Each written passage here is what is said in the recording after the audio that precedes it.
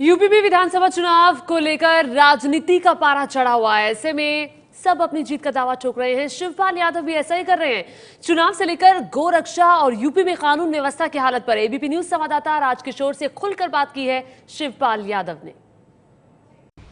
Samajwadi party में चाहे वो सरकार हो या संगठन, दोनों में अपने अलहदा विचारों के लिए वो अक्सर चर्चित रहते हैं।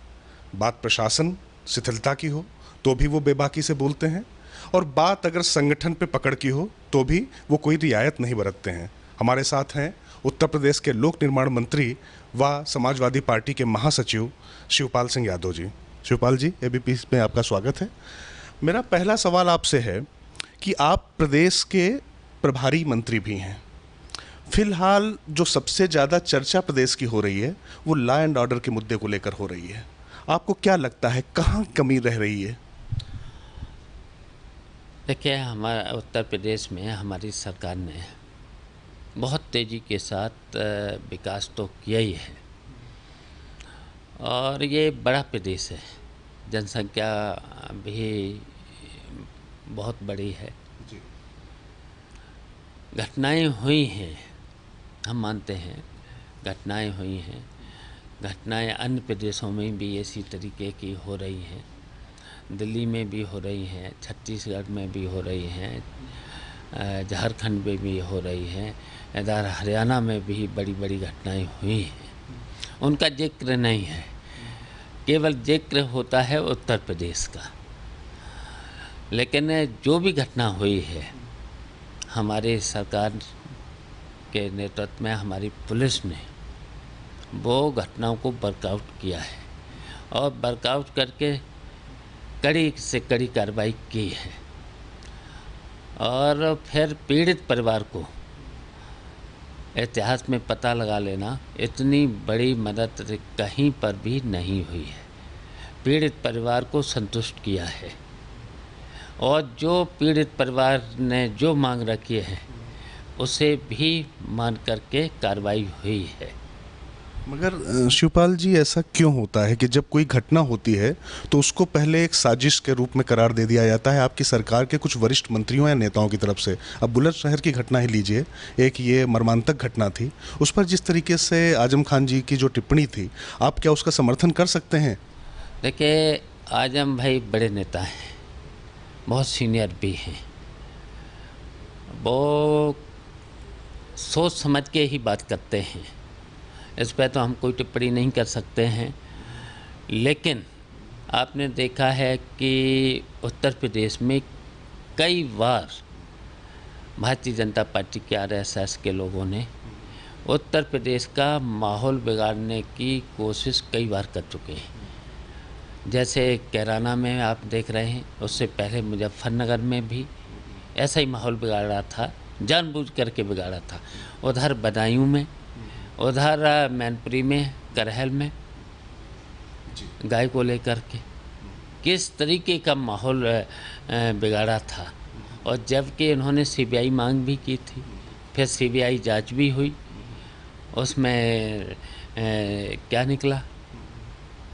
लेकिन इस तरह की घटनाएं करते हैं भारतीय जनता पार्टी के आरएसएस के लोग। इन पर कभी यकीन नहीं किया जा सकता है। भारतीय जनता पार्टी के इन लोगों हमेशा ये माहौल बिगाड़ने की बात करते हैं।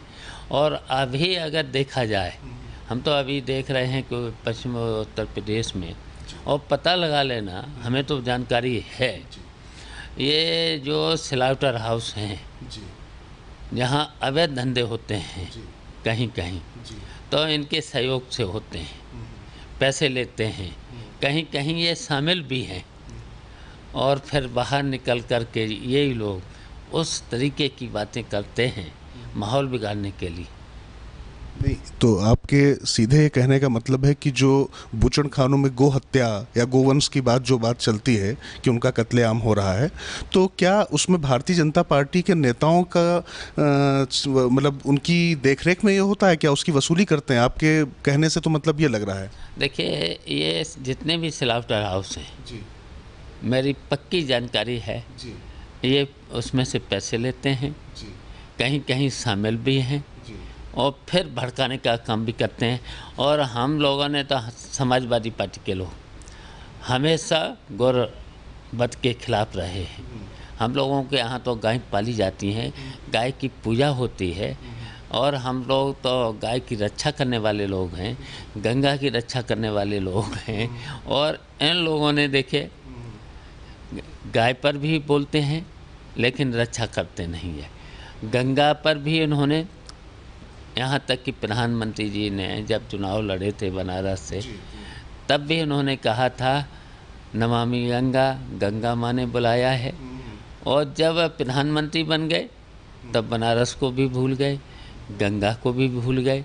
और हम लोगों ने, समाजवादी सरकार ने, अखिलेश यादव के नेतृत्व वाली सरकार ने, हमने गोमती का जो रिवर फ्रंट बना करके उसे साफ किया है, जिसमें 44 गंदे नाले सीधे जा रहे थे। उसी तरीके से बनारस में हमने जो बरुणा नदी बिल्कुल गंदे नाले का रूप ले चुकी थी, उसमें वहाँ खड़े नहीं, बरुणा नदी के किनारे खड़े नहीं हो सकते थे, उसके भी साफ कर दिया है। अभी चले जाइए, वहाँ पर कहीं पर भी गंदा पानी नहीं जा सकता, और बिल्कुल साफ पानी, गोमती में साफ पानी। इसी तरीके से मैंने कई नदियों को सफाई किया है, जो नदियाँ विलुप्त हो गई थी उनको भी साफ किया है। इधर हमने बुंदेलखंड में, जो बुंदेलखंड की ये बातें उठाते थे, 100 तालाब में बिल्कुल उनकी सफाई करा करके उन तालाबों को लबालब भर दिया है। पूरे उत्तर प्रदेश में हमारा जो एक विभाग है जल संसाधन, उसके द्वारा मैंने लगभग 3-3.5 हज़ार नए तालाबों को हमने खुदवा दिया है और उसमें पानी भरवा दिया है।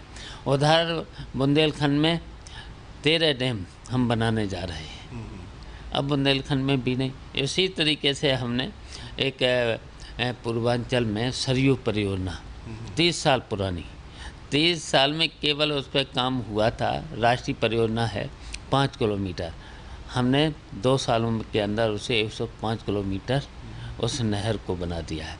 उसी तरीके से अर्जुन सहायक परियोजना जो बुंदेलखंड की, उसे भी हमने पूरा करा दिया है। बाण सागर परियोजना, उसे भी पूरा करा दिया है। उधर सोनभद्र में एक कन्हर परियोजना, ये भी 35 साल पुरानी थी, नारायण दत्त जी ने उसका शिलान्यास किया था। प्रधानमंत्री ने गौरक्षकों को लेकर एक बयान दिया, बड़ा चर्चित बयान है। उन्होंने कहा कि 80% लोग इस धंधे से जुड़े हुए अपराधी हैं। आप इससे सहमत हैं क्या? देखिए, गाय की तो हमेशा समाजवादी पार्टी के लोग, हम लोग, और ख़ासकर हम लोग तो गौ पालने वाले लोग हैं, और हम लोग तो हमेशा गौ को गौ माता के रूप में पूजते हैं, पैर छूते हैं, तो ये सब है। लेकिन जब भारतीय जनता पार्टी के लोग इसमें शामिल होते हैं, तो ये तो देखिए, चाहे गंगा हो चाहे गौ माता हो, तो ये 2 साल में इनका तो, अब जब इलेक्शन आया तब ये थोड़ा सा बात छेड़ी गई प्रधानमंत्री जी के द्वारा। उससे पहले तो कभी न तो गंगा की रक्षा की बात आई, न गौ की बात। पर इसका आप उनके इस बयान का समर्थन करते हैं? आपको लगता है उन्होंने सही बात कही है? देखिए, गौ की रक्षा होना चाहिए, इसे करना चाहिए। तो ये तो हम हिंदुओं का धर्म है, गौ और गंगा की रक्षा करना, ये करना चाहिए। अब इसमें अमल तो करना, प्रधानमंत्री जी रोज़ बोलते हैं, बहुत बातें बोल जाते हैं, कितना अमल होता है ये तो पूरा देश जान गया है, कितना अमल होता है। तो कभी मन की बात करते हैं, और मन की बात के साथ साथ हम कहते हैं कि दिल की बात करो। जो दिल से बात होती है वो अच्छी बात होती है, मन तो कहीं न कहीं भटकता है। आप मेरे सीधे सवाल का जवाब नहीं दे रहे हैं। मेरा सीधा सा सवाल है कि मोदी साहब का मन कहीं भटकता रहता है। दिल की बात हो, दिल की बात कुछ और ही होती है। दिल से बात करें, दिल से गाय की रक्षा करें, दिल से गंगा की बात करें, तो फिर कुछ और ही है मुझे। नहीं तो मतलब चूंकि उत्तर प्रदेश की बात हम लोग कर रहे हैं, तो आपने जैसे कहा कि उन्हीं की पार्टी के लोगों के संरक्षण में बहुत सी चीज़ें चल रही, तो क्या आप उत्तर प्रदेश के ऐसे भारतीय जनता पार्टी के नेताओं के नाम प्रधानमंत्री के सामने लाएंगे जो इस तरीके का काम कर रहे हैं? देखिए, अब प्रधानमंत्री जी के पास आईबी भी है, इंटेलिजेंस भी है, बहुत से चीज़ें हैं। अगर प्रधानमंत्री जी हैं सो ये अगर हमसे कहीं पर भी है तो उनको नाम भी हम दे देंगे। अच्छा, मैं अब थोड़ा सा राजनीतिक प्रश्न, उत्तर प्रदेश में आप ज़्यादा बड़ी चुनौती किसे मानते हैं, भारतीय जनता पार्टी या मायावती को? देखिए, बहुजन पार्टी तो बहुत कमज़ोर हो चुकी है इस समय, उसमें बहुत टूट फूट हो रही है। और देखिए, अब बस हमारी जो समाजवादी पार्टी और समाजवादी पार्टी की जो उत्तर प्रदेश में सरकार है, इतना हम लोगों ने हर वर्ग के लिए काम किया है, तो उसकी वजह से उनमें खलबली पड़ी हुई है सभी दलों में, भारतीय जनता पार्टी में भी और अन्य दलों में भी। और अब हमारी देखिए, हम जो अभी हमारी बहुमत की सरकार है, इससे भी बड़े बहुमत की सरकार बनाएंगे उत्तर प्रदेश में, बनाने जा रहे हैं। इसलिए इनमें खलबली है, कहीं बसपा तोड़ रहे हैं, कहीं कोई तोड़ रहे हैं, लेकिन इसके बावजूद भी हम उत्तर प्रदेश में सरकार बनाएंगे। और दूसरे नंबर पे अब भारतीय जनता